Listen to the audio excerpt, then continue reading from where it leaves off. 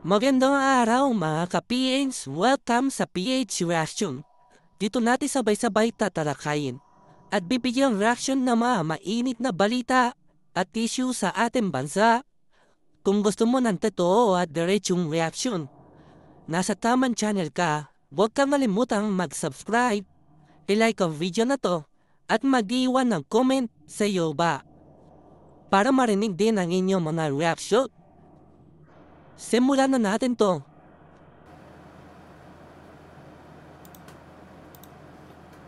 Papasalamat ako kasi na pinagbigyan nyo kami ng pagkakataon ngayon. Kasi, una, linawin po namin, ano po ba talaga ang nangyari sa kaso nitong si Senator Joel Villanueva na may kaugnayan noon sa PDAF scam nung kayo na po ang umupo bilang ombudsman? Okay. Pagkaupo ko bilang ombudsman in 2018, hindi ko matandaan ang date, nakatanggap kami ng motion for reconsideration filed by Senator Joel Villanueva. Motion for reconsideration doon sa decision ni Ombudsman, former Ombudsman Conchita Carpio Morales, recommending for the filing of a criminal case against Senator Villanueva. Opo. And sa administrative case, dismissing him from the service. Opo. Okay. Sa MR, pinaliwanag ni Joel, lahat doon, ni Senator Joel, na hindi naman sa hindi naman sa representative ng Buhay Party List. Siya ay representative ng SIBAC Party List. Ang Buhay Party List, ang representative noon, o yung party list na yon, ang ano yun ay para kay Brother Mike Velarde. Okay. Pero hindi doon nagtapos. Ang NBI, mayroong report na binigay sa amin o naka-attach doon sa motion for reconsideration ni Senator Villanueva that the signatures ni Senator Villanueva doon sa request ng Buhay Party List is not his usual signature. It's different from his usual signature. Meaning fake yung signature? Na forged. Fake. Yan sinasabi, forged yung signature. Okay. Now, since we are the one saying that the signature is tunay, we have to prove it, di ba? The other one is saying, hindi ko signature yan. So, sino ang paniniwalaan namin? NBI o yung aming mga mata? Samantalang ang NBI, alam ko yan, na pag tinitingnan ng isang signature, gumagamit pa yan ng mga microscope. Ano yan, mayroon pa silang mga parang sinuzoom yung signature para makita yung mga loop. Opo. So, dinismiss ko yung kaso. I dismissed both cases, criminal and administrative cases. So, doon sa kaso, doon sa administratibo na sinasabing dismissed from the service, ni-reverse ko yun at dinismiss ko yung administrative case. Oo, doon, so, na-reverse, nabaliktad yung unang desisyon ng 2016 na nagpapatalsik kay Villanueva bilang senador. Pero linawin natin, Justice, ang kasong ito ay nag-ugat nung siya pa ay representative ng SIBAC, meaning kongresista pa siya nun. Kongresista, alright. oo. At ang lumalabas, yung PDAF, hindi napunta sa SIBAC, kundi sa Buhay Party List. Ganun po ba yun? Buhay Party List, yes. So ano yung nagkamali ng information? Bakit siyang nakasuhan?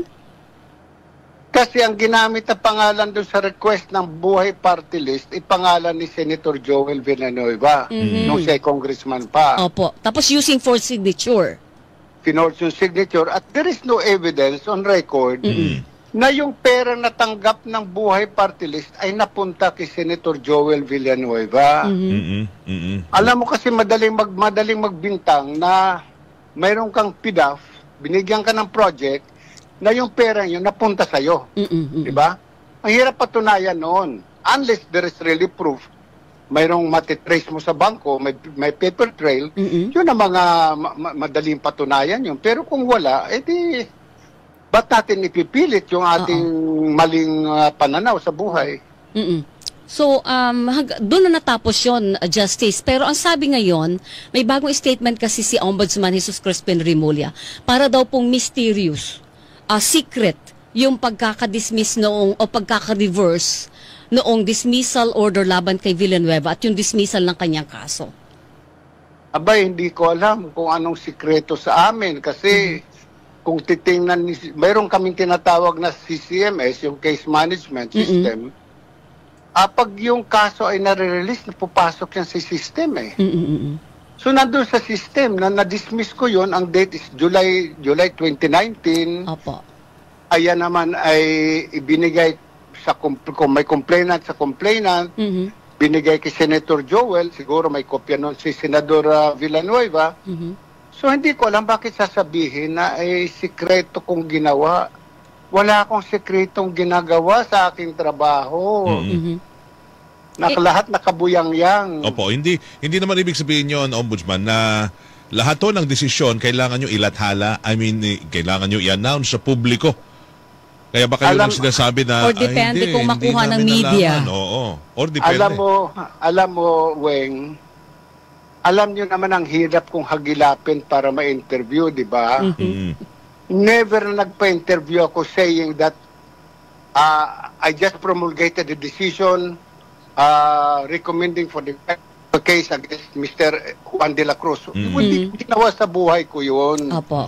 Kung pinakikiusapan ako ng aming media bureau, sabi ko, do not glorify me at the expense of the respondents because I am not sure whether the respondents are really guilty.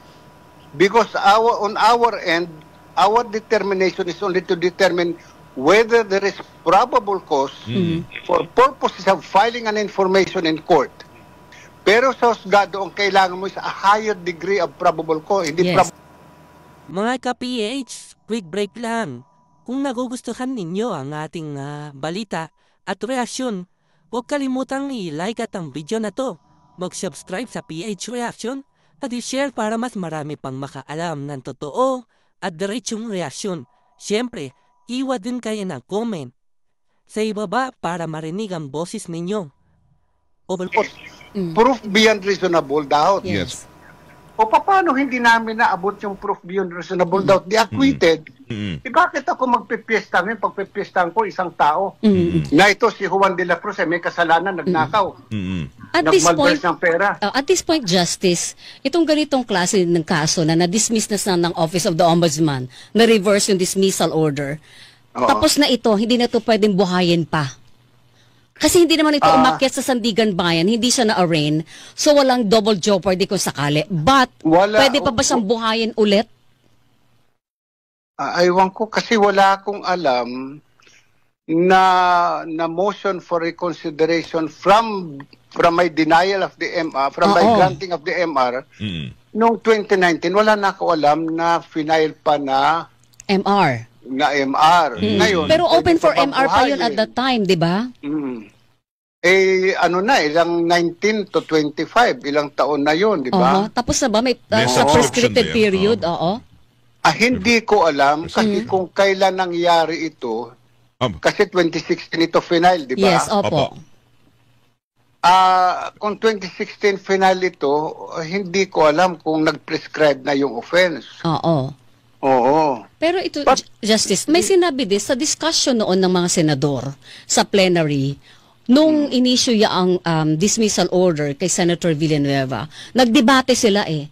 Ang sinasabi, sa ilalim ng Ombudsman Act, hindi rin daw po sakop ng Office of the Ombudsman ang mga mambabatas at yung mga impeachable officials, hindi yun kasama sa poder ninyo para disiplinahin. Kasi meron daw silang inherent sa kanila yung pagdisiplina sa sarili nilang miyembro. Tama po ba yun? Tumpak na tumpak. Tamang-tama. Kasi nakalagay yan sa Constitution yung mga impeachable officers. Opo. Wala kaming karapatan magdesisyon sa administratibo na kaso ng isang congressman o senador. Wala. Only on the criminal aspect of the case. So wala kaming karapatan magsabi na ito ay guilty of gross misconduct. Wala. Wala kaming jurisdiction sa kanila sa administrative cases. Oo. Only in criminal cases. Opo. Ang ombudsman. Opo. Malinaw na sa akin yun. Ako gusto kong balikan lang, Ombudsman. Yung pong nakita nyo ho, kasi may nagpresenta, NBI, nakita na yung signature ay forged. Yun bang ebidensya na yun, o impormasyon na yun, nung panahon nyo lang naipresenta o panahon pa nung napalitan nyo? si Ombudsman Conchita Carpio Morales. Naipresenta na rin ho ba yung pagiging peke ang kanyang signature? Hindi ko masyadong maalaala, pero parang ang tingin ko, yung depensa ng Buhay Party List at SIBAC ay ni-raise na yata yon, na hindi naman sa Buhay Party List. Oo nga. Pero on the fourth signature, hindi ko maalaala kung yan ay ni-raise doon sa original preliminary investigation. Hindi ko maalala eh. Tagal na ng panahon yun eh. Oo, kasi tinatanong ko yun kasi baka lang yun ang nakita yung basis, wala doon sa una-una, kaya binaliktad nyo. Hindi pala to na pero but just the same, doon sa aspeto ng hindi nga sakop ng ombudsman, dapat hindi na na-issue yung dismissal order, ganun ba yun, Justice? Dapat sana, di ba? Hindi naman na kami pwede mag-dismiss ng isang miyembro ng Kongreso o ng Senado. Opo. Criminal, pwede namin silang filean. Yes. Parang naalala yung PDAF cases nila, Senador Jinggoy. Huwag sana sila magagalit sa akin. Opo. Criminal case lang final. Wala namang final na administrative case. Dinismiss sila from the service. Wala Opo. Alright. Oo. Justice, maraming salamat sa oras. At least nalinawan natin ito lahat. On your side. At nakuha namin yung side po ninyo dun sa sinasabing secret na decision po ninyo. Wala akong sikreto. Alam mo yan. Yes, sir. Hindi nyo trabaho yung mag-anunsyo ng mga naging desisyon ninyo. Depende yung kung makahalukay talaga naming mga media, di ba, Ombudsman? Yan. Ako ay magbo-volunteer na spokesperson.